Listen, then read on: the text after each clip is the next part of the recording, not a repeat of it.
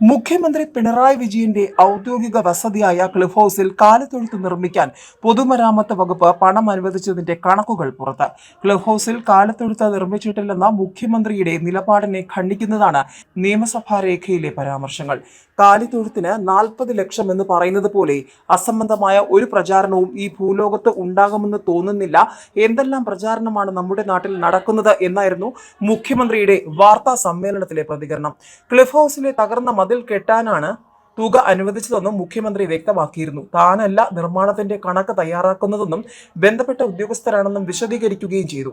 പൊതുമരാമത്ത് വകുപ്പ് കാലിത്തൊഴുത്ത് നിർമ്മിക്കാൻ പണം അനുവദിച്ചതിന്റെ രേഖകൾ ഫെബ്രുവരിയിലെ നിയമസഭാ സമ്മേളനത്തിലാണ് സഭയിൽ അവതരിപ്പിച്ചത്.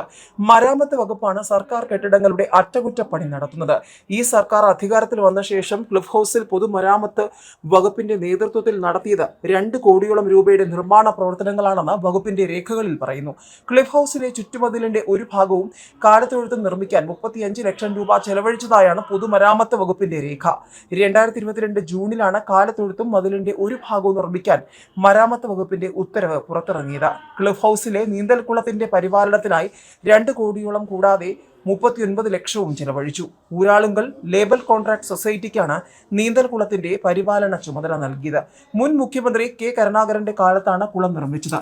2016-ൽ പിണറായി വിജയൻ മുഖ്യമന്ത്രിയായ ശേഷമാണ് കുളം നവീകരിച്ചത്. നവീകരണത്തിനായി 18,06,785 രൂപയും റൂഫിന്റെ ഡ്രസ് വർക്കുകൾക്കും പ്ലാൻ റൂമിന്റെ നവീകരണത്തിനുമായി 7,92,433 രൂപയും വാർഷിക അറ്റകുറ്റപ്പണികൾക്കായി 6 ലക്ഷത്തോളം രൂപയും ചെലവഴിച്ചു. നീന്തൽക്കുളത്തിന്റെ 1ാം ഘട്ട പരിപാലനത്തിനായി 2.5 ലക്ഷം രൂപയും 2ാം ഘട്ട പ്രവൃത്തികൾക്കായി 2.25 ലക്ഷത്തോളം രൂപയും 3ാം ഘട്ട നവീകരണത്തിനായി 4 ലക്ഷത്തോളം രൂപയും 4ാം ഘട്ട നവീകരണത്തിനായി 4 ലക്ഷത്തോളം രൂപയും അനുവദിച്ചു. കെട്ടിട നവീകരണവുമായി ബന്ധപ്പെട്ട പ്രതികരണത്തിനായി പൊതുമരാമത്ത് വകുപ്പ് അധികൃതരെ ഫോണിൽ ബന്ധപ്പെട്ടെങ്കിലും സംസാരിക്കാൻ കഴിഞ്ഞില്ല എന്നാണ് പ്രമുഖ മാധ്യമങ്ങൾ റിപ്പോർട്ട് ചെയ്യുന്നത്. ക്ലിഫ് ഹൗസ് ഉപയോഗിക്കാത്ത മുഖ്യമന്ത്രിമാരുണ്ട്. 1977-ൽ AK ആന്റണി ആദ്യമായി മുഖ്യമന്ത്രിയായപ്പോൾ അജന്ത ബംഗ്ലാവായിരുന്നു ഔദ്യോഗിക വസതി. കെ കരുണാകരൻ രാജിവെച്ചതിനെ തുടർന്ന് 95-96-ൽ ആന്റണി വീണ്ടും മുഖ്യമന്ത്രിയായപ്പോൾ സ്വന്തം വസതിയായ അഞ്ചനവും അദ്ദേഹം രാജിവെച്ചതിനെ തുടർന്ന് മുഖ്യമന്ത്രിയായ ഉമ്മൻചാണ്ടി അദ്ദേഹത്തിന്റെ കാലയളവിൽ സ്വന്തം വസതിയായ പുതുപ്പള്ളി ഹൗസുമാണ് ഔദ്യോഗിക വസതിയായി ഉപയോഗിച്ചത്.